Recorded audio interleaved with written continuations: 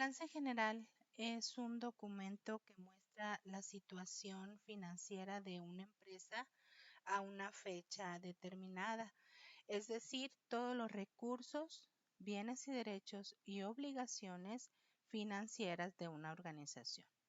Entonces, a diferencia del estado de resultados, aquí nos muestra precisamente el patrimonio contable, es decir, todo lo que yo tengo menos todo lo que yo debo es mi patrimonio, a diferencia de la utilidad o pérdida. ¿Cuáles son los elementos que constituyen un balance general? Son tres elementos fundamentales: cuentas de activos, cuentas pasivos y cuentas de capital. Activo, pasivo y capital son los elementos principales del balance general. ¿Qué es un activo? Esto es muy repetitivo, pero como quiera lo vamos a analizar. Nos dice que es un recurso controlado, cuantificado en términos monetarios, que se espera que rinda un beneficio económico, es decir, todos mis bienes. ¿Qué se espera que rinda ese beneficio o me den a mí un beneficio posteriormente? ¿Qué es un pasivo? Son todas mis deudas y obligaciones, hablando en términos monetarios, que representa una disminución futura de esos beneficios económicos. ¿Sí? Todo lo que yo debo, aquí está, tenemos una representación, se considera como un pasivo. Por lo tanto, ¿qué es el capital? Es el valor residual de los activos una vez deducidos los pasivos. Por aquí tenemos esta fórmula.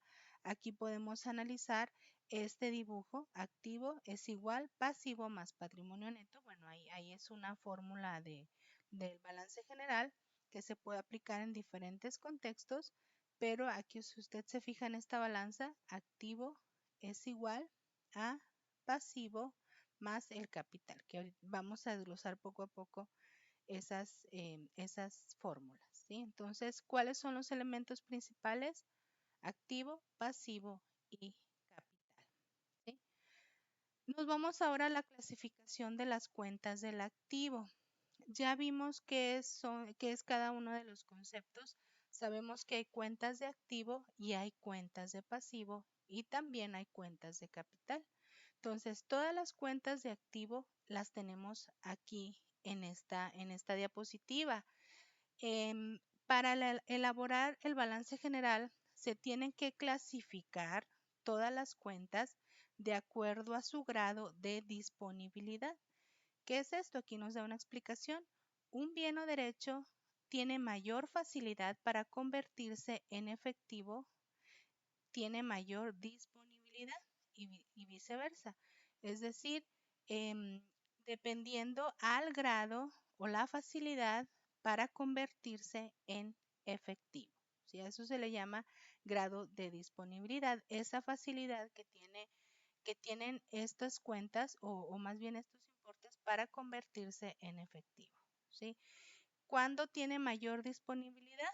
Pues la menor facilidad para convertirse en efectivo. Ahí se dice que su grado de disponibilidad es menor. Entonces, de acuerdo a la disponibilidad que esto tenga, que es esa facilidad, se pueden clasificar o se tienen que clasificar estas cuentas de activo. Ahora, las cuentas de activo se clasifican en tres grupos. El primero de ellos es activo circulante o a corto plazo. Cualquiera de los dos nombres es correcto, ¿sí? ¿Qué es el activo circulante? Bienes y derechos de fácil movimiento y conversión a dinero en efectivo. Estas son las cuentas que integran al activo circulante. No me voy a meter en cada una de ellas porque eso lo están viendo ustedes en la materia de registro, pero aquí mi intención es saber que ustedes sepan más bien clasificar lo que son las cuentas de activo de acuerdo a su grado de disponibilidad. ¿Cuáles son las cuentas de activo circulante? Caja, bancos, inversiones temporales, mercancías, clientes, documentos por cobrar, deudores diversos. Estas cuentas las vamos a ver más adelante en un ejemplo. En este caso es estimación para cuentas incobrables, anticipo a proveedores, IVA acreditable, IVA por acreditar e impuestos a favor, ¿sí? Por su parte, las cuentas de activo fijo, largo plazo tangible son los bienes y derechos que no se emplean en transacciones, es decir, fueran adquiridas con el propósito de usarlos, y aquí tenemos las principales cuentas de activo fijo: terrenos, superávit de terrenos, edificios, depreciación de edificios, mobiliario, depreciación acumulada de mobiliario y equipo, y todas las que tenemos aquí. Aquí se incluyen los documentos por cobrar a largo plazo, ¿sí? El superávit es un aumento de valor, que es la única cuenta que tiene un superávit, es la cuenta de terrenos. Y los edificios, mobiliario, equipo de cómputo y equipo de reparto, pues bueno, ahí es depreciación, es la pérdida de valor que va a ir sufriendo estos bienes de activo fijo conforme pasa el tiempo, y por ahí también se calcula. Entonces hay que tomar en cuenta, se le resta el valor, que lo vamos a ver a un ejemplo de esta cuenta principal. Por su parte, los otros activos, perdón, o activo diferido, son los pagos hechos con anticipación por los que se tiene el derecho de obtener un servicio. Acuérdense que cuando hablamos de activos, hablamos de bienes y derechos. Yo hago un pago, pero por ese pago yo tengo el derecho de obtener un servicio. Por eso se clasifica también como un activo, por ese derecho que me da. Y con el transcurso del tiempo se convierten en gastos, que ya lo vamos a ver posteriormente. Entonces, estas son las cuentas que se clasifican, en las cuales se clasifica el activo diferido: gastos de investigación y desarrollo, gastos en etapa preoperativa, gastos de mercadotecnia, organización. En el caso de amortización y gastos de instalación, es precisamente el mismo término o la misma aplicación que se le da también a la depreciación. Conforme vaya pasando el tiempo, estos gastos, o más bien todo lo que yo invertí, por ejemplo, en los gastos de instalación, pues pierden ese valor y se dice que se amortizan o pierden ese valor.